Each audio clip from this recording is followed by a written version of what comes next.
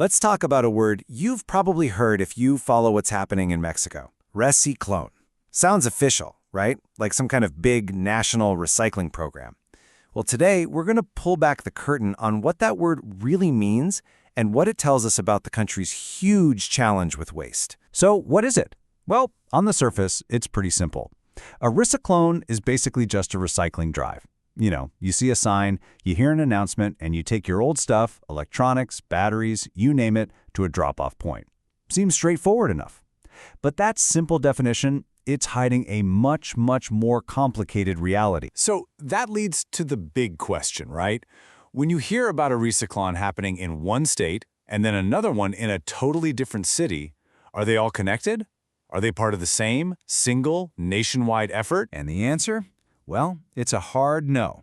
Reciclon has become more like a brand name that everybody uses, but nobody actually owns.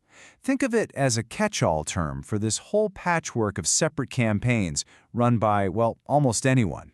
Local governments, private companies, nonprofits, all doing their own thing. Okay, so to really get why all these campaigns even exist, you first have to understand the scale of the problem they're up against.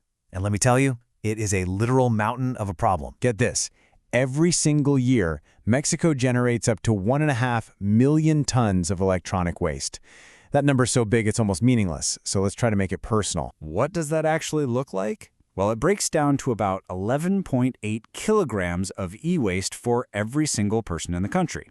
To put that in perspective, that's like every man, woman, and child in Mexico tossing out a 50-inch smart TV every single year. It's all the old phones, busted printers, and obsolete gadgets, and boy, does it add up. And this right here, this chart shows something pretty staggering.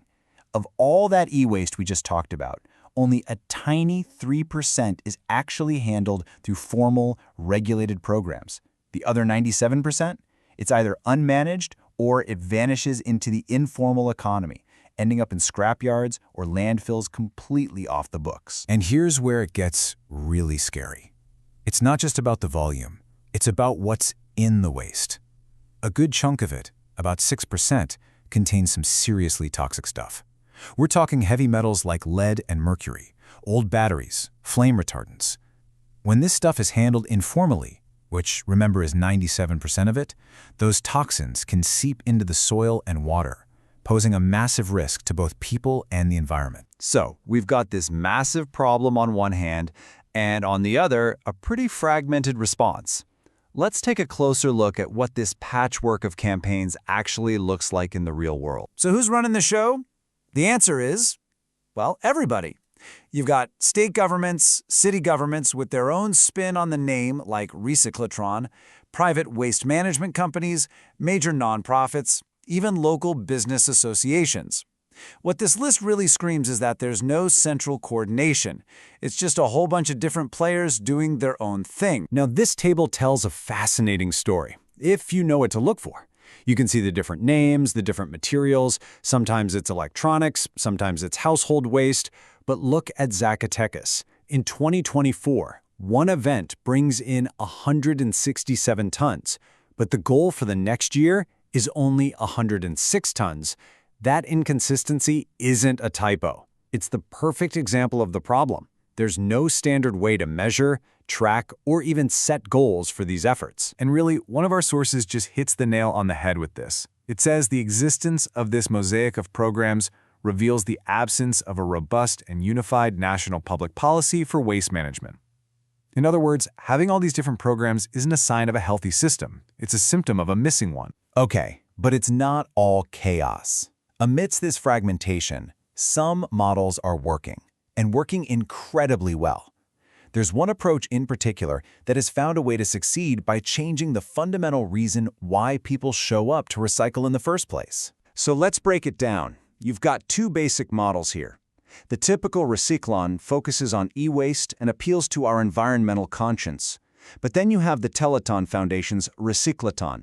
They collect regular household stuff, plastic bottles, aluminum cans, but they connect it directly to a powerful social mission, funding therapy for children with disabilities.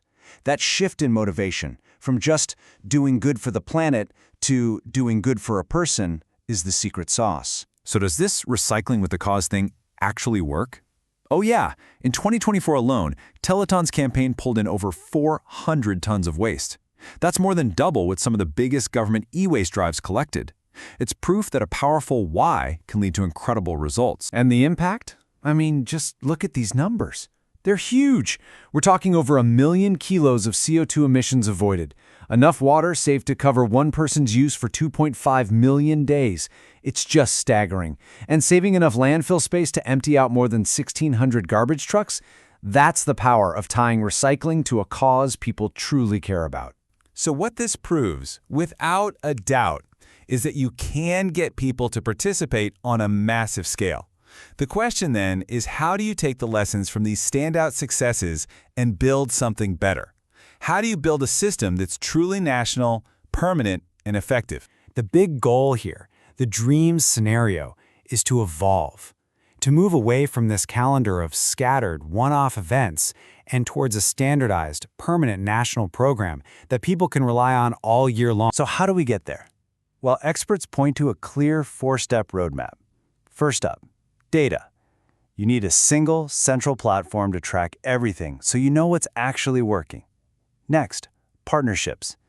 Build long-term programs between the public and private sectors, not just flash-in-the-pan events. Then, incentives.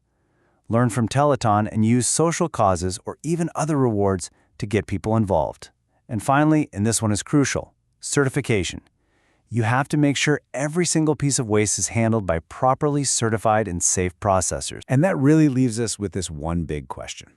The goodwill is clearly there. The public wants to help. Companies want to participate.